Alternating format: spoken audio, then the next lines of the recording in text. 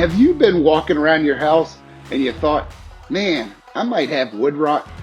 Well, here's two easy ways to kind of tell if you have wood rot. The first one is to do a touch.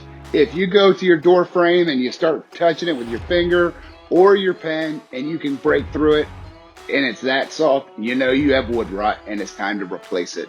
But what do you do if it's all the way 30 feet up in the air on your upper trim?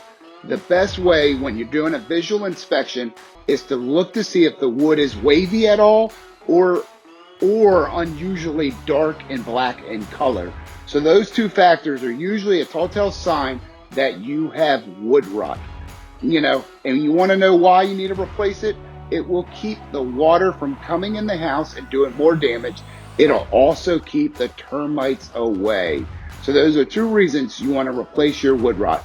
If you have any questions about wood rot, feel free to call us or email us at admin@paintingandhomeimprovements.com.